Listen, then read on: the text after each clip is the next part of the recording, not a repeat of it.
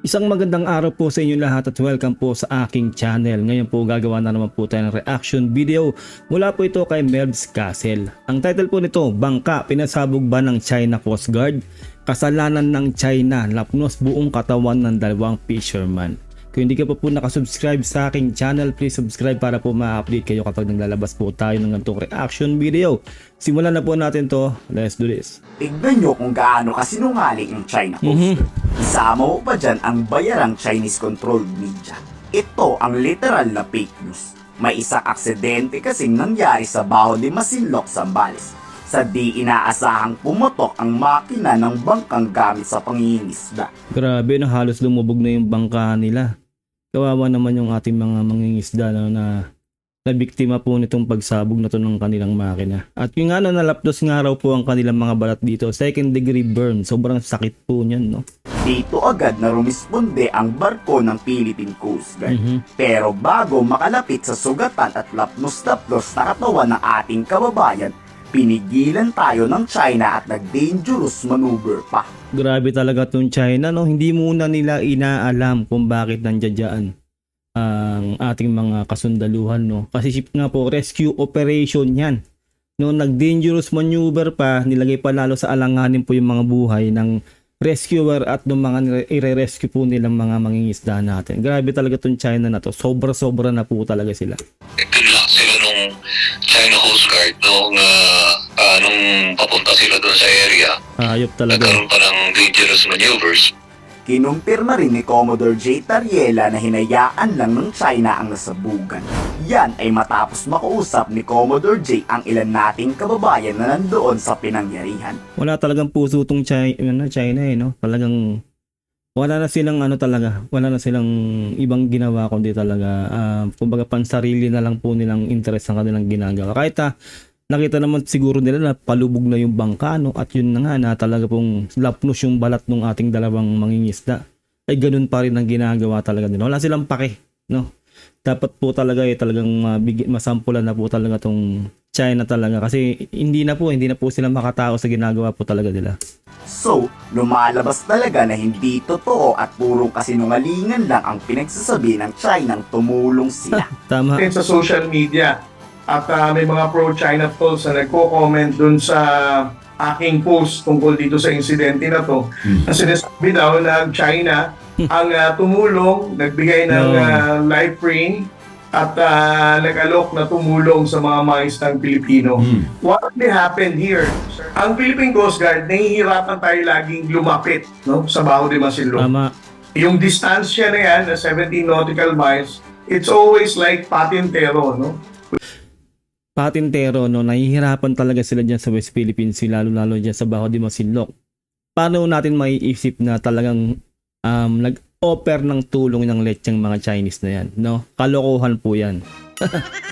No? Baka katuwan-tuwa pa sila dahil nangyari sa mga mangingisda po natin yan. Halos lumubog na nga po yung kanilang bangka talaga, no? At matagal silang na-rescue dahil nga po hinarang pa nitong PCG talaga, CCG itong mga rescuer po natin dyan, no? Para i-rescue itong dalawang, isipin nyo naman, no? Ng ating mga mangingisda, lapnos talaga ang balat nila. Yun lang matalsikan ka ng mantika sa kaldero, di ba? Sobrang sakit. Ayan pa kaya pagkakalong ko po, no? Second degree burn po yan. Tingnan nyo. No? Tapos matagal silang na-rescue. Paano na lang po pala kung talagang lumubog po yung kanilang bangka? Siyempre, mababasa pa yung kanilang mga lapdos sa balat at alat, no? Sobrang sakit niyan, no? Kung talagang nangyari yun. Buti na lang po talaga at talagang na-rescue po itong ating mga mangingisda na to. With the 3 Chinese Coast Guard and other maritime militia boats na nakadeploy dito. So it's not a walk in the park. Tama. Nung napansin nila na ang Coast Guard vessel is speeding our way papalapit ng Baho de Masinloc, we're still subjected to blocking, dangerous maneuver, and harassment. Job talaga. That's why it took us longer to arrive dito sa lugar ng ating mga mangisdang Pilipino. Isipin nyo, no? Kumbaga rescue operation. Imposible namang hindi sila niraradyo ng PCG. Diba? Niraradyo sila. Yun ang hirap din kasi minsan, no? Lalo't alam naman natin na mga bobo sa English yung mga yan. Siguro talaga hindi rin nila naiintindihan din o ayaw rin nilang paniwalaan ang ating mga PCG na magre-rescue sila, no, ng ating mga mangingisda na yun nga, na aksidente, sumabog yung kanilang makina at lulubog na halos yung kanilang bangka. ginawa pa nila yung hinaharang nila, no? Wala na talagang pakialam doon China talaga, no? Unang-una, rescue operation po yan. Napakahalaga po yan. Wala pong dapat humahad lang sa rescue operation na kahit na anong bansa pa. Pero ganyan po ang China po talaga. So, kaya sobra pong kalokohan na nag-offer ng tulong ang CCG. Wag po kayong maniniwala dyan sa mga pro-China, no? Sa mga Pilipino po, no? Kung Pilipino ka, makinig ka po dito sa amin, no? Sa aming mga vlogger na pro-Pilipino. No, wag po tayong mag-pro-China, dito po tayo pro-Pilipino kasi Pilipino po tayo eh. Pagdating po ng finals, tayo po ang lalaban. Tayo po lahat ang talaga pong magkakampi. Dahil Pilipino po tayo, ganun po yun. Ilaban po natin ang ating teritoryo. Suportahan po natin ang ating mga sundalo, ating gobyerno, laban po dito sa mapanakop na China. Naku, wag po kayong magsasabi na ay ganito, fake news, ganyan. Lahat po ng pinagkukuhanan po namin ng mga sources, kami po mga vlogger, no? Kami po mga pro-Filipino na vlogger, ay legit po ang aming mga ibinabalita at inahayag po naming reaction video sa inyo.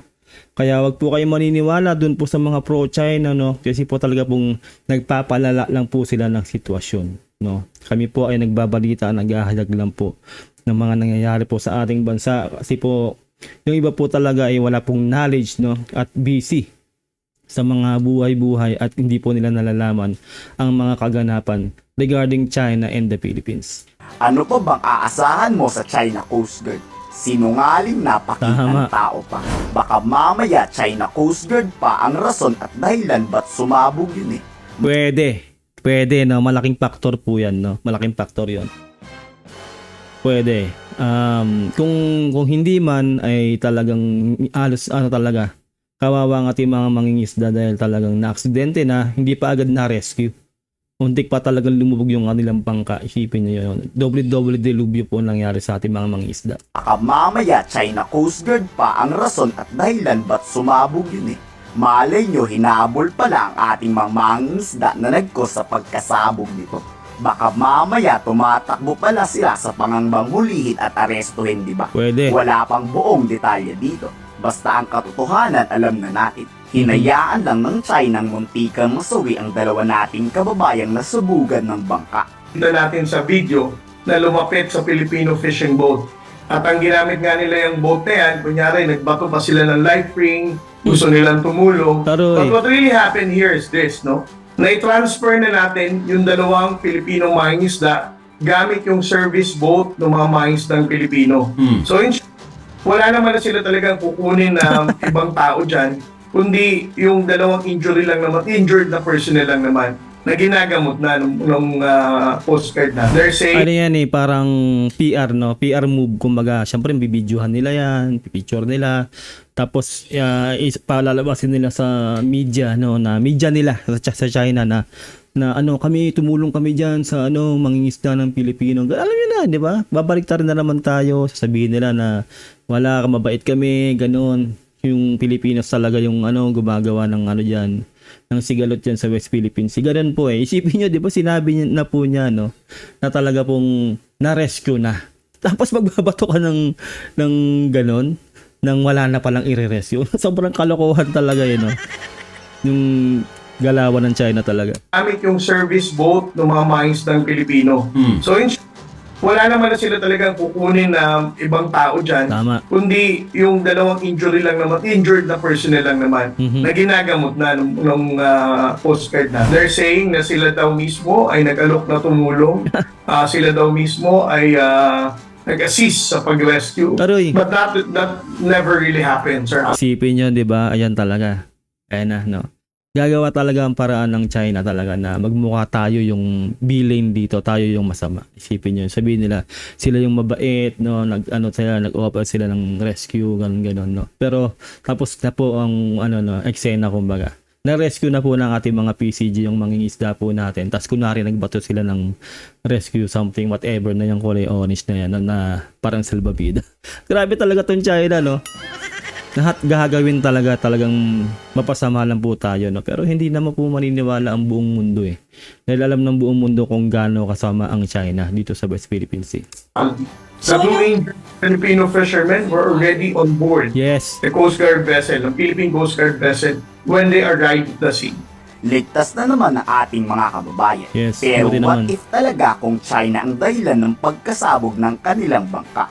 Alamin pa natin ang buong detalye dito. Kayo sa tingin nyo, ikomento sa baba ang inyong sabi. Ayun lang po, no, ate po nagawan po ng reaction video to. Kung sakali man po na ang China po ang naging dahilan kung bakit po sumabog ang makina nung bangka ng ating mangingisda, no? Isipin nyo, kasi pwede po mag-overheat po talaga yun, no? Ay talaga pong ginagaslight po tayo yan. Kumbaga, patapos sila yung maging dahilan kung sakasakaling totoo yun, no?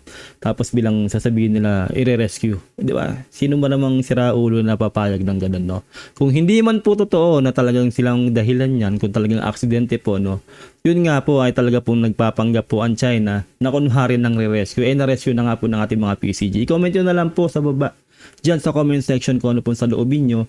Dito po sa ating napanood na reaction video at nagawa po natin ng reaction video po to mula po ito kay Melvs Castle. Ilalagay ko po sa baba sa description po ang kanyang link ng kanyang video para makapag-subscribe po kayo sa napakahusay po nito na si Melvs Castle. Iwas po tayo sa fake news, so dito lang po tayo sa pro Philippines na mga vloggers po. Marami po kami nagkalat po dito sa YouTube.